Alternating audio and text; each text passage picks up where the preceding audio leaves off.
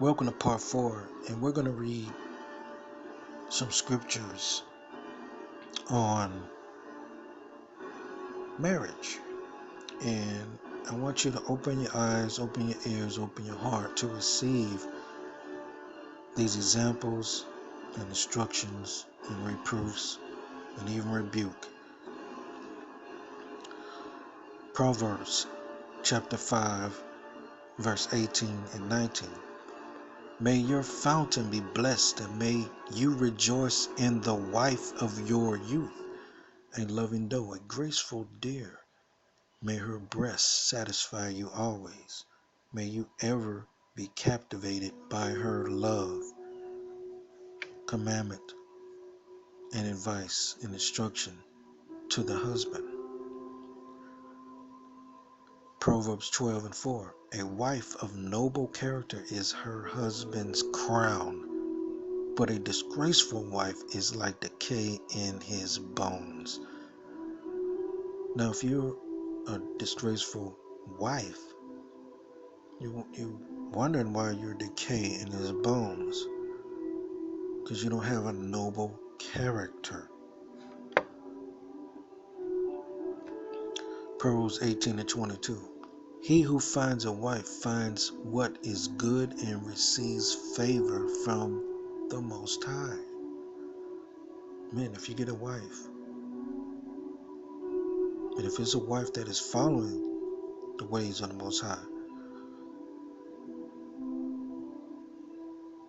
you find what is good and you shall receive favor from the Most High. Proverbs 19 and 14.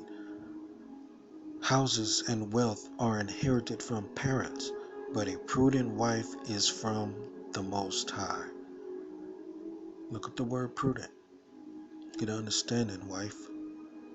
Husband, get understanding what a prudent wife is, that you may understand and see what you have at home. Proverbs 20, 6 through 7. Many a man claims to have unfailing love, but a faithful man who can find? The righteous man leads a blameless life. Blessed are his children after him. Are you a righteous man living a blameless life? Will you have blessed children with your wife? Do you have unfailing love? Proverbs 30, 18 and 19. There are 3 things that are too amazing for me, 4 that I do not understand: the way of an eagle in the sky, the way of a snake on a rock, the way of a ship on the high seas, and the way of a man with a maiden.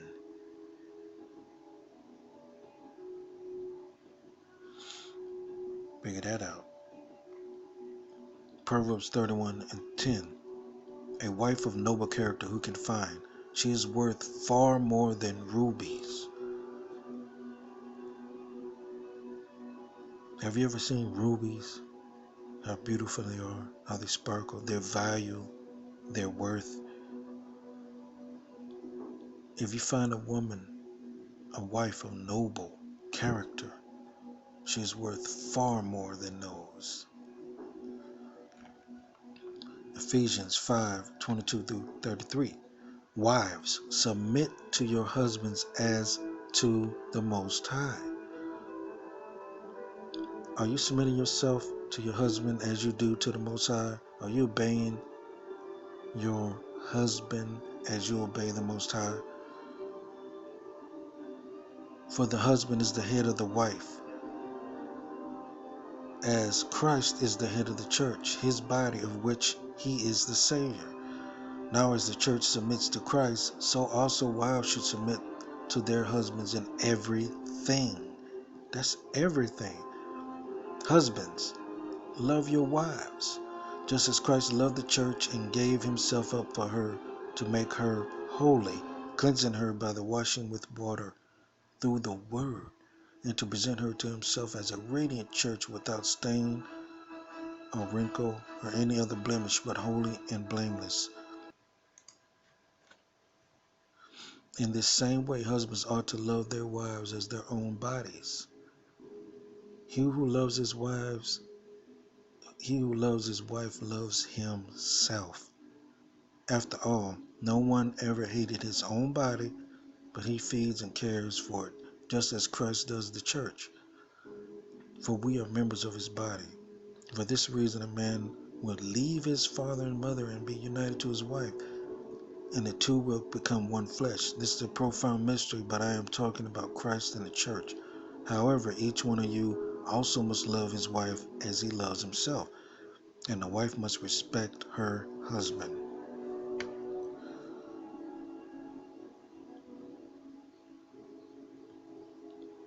Read this as many times as you need, every day, until it becomes a part of your life, your marriage.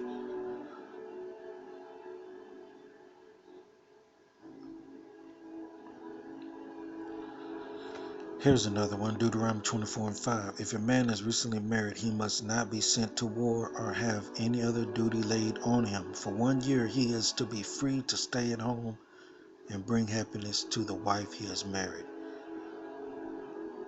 How many of you, for your first year of marriage, work so much that you just don't see your wife, or the wife the same? You work so much you don't see each other for the first year of marriage. This is why marriages are failing, because they're not following the commandments of the Most High. You're supposed to be more at home than at work. And I know today's society calls for you to work so many hours a week.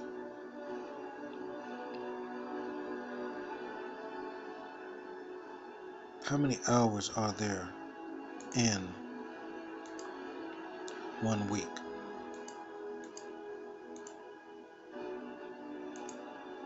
84 hours. You work 40 hours a week.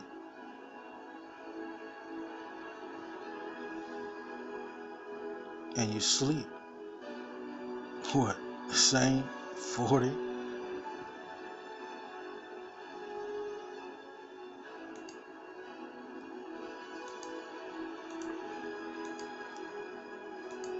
I mean, where do you have time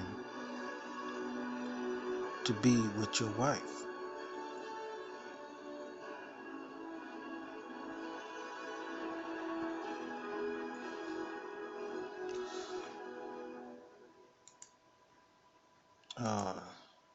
I was definitely wrong about that one.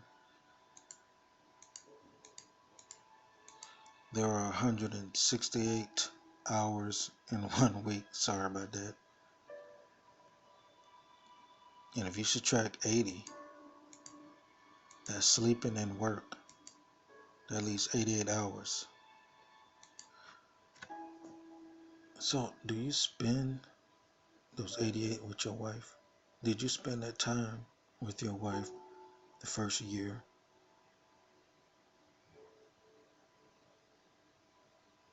Did you bring her happiness the first year?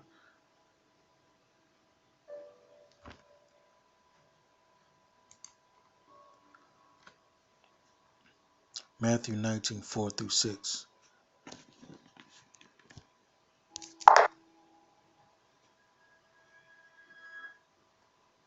Haven't you read, he replied, that at the beginning the Creator made them male and female, and he said, for this reason a man will leave his father and mother and be united to his wife, and the two will become one flesh. So they are no longer two but one. Therefore what God has joined together, let man not separate. That means once you are joined to your wife, it's forever. It's not to be taken in vain. You are to be together through it all. No matter what comes your way, no matter what happens, whatever trial and tribulation, you are to remain together through it all. And you shall not separate yourself. Now Christ only gave one way for a man to put away his wife, is through her fornication with another man. And he can put her away through committing adultery. I haven't seen that commandment where he says the wife shall put away the husband for adultery or fornication. I have not seen that commandment, but I've seen the Most High through the Son say the man can put away the wife through fornication. And this is where a lot of women are going wrong today.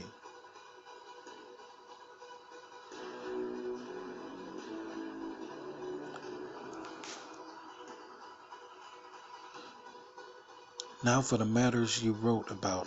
1 Corinthians 7, 1 through 16. Now for the matters you wrote about. It is good for a man not to marry, but since there is so much immorality, each man should have his own wife, and each woman her own husband. The husband should fulfill his marital duty to his wife, and likewise the wife to her husband. The wife's body does not belong to her. Do you get that? To her alone, but also to her husband. In the same way, the husband's body does not belong to him. Do you hear that? Alone, but also to his wife. Do not deprive each other except by mutual consent and for a time, so that you may devote yourselves to prayer. Then come together again, so that Satan will not tempt you because of your lack of self-control. He's saying, keep the marriage filled with lovemaking, unless it's for a consenting time.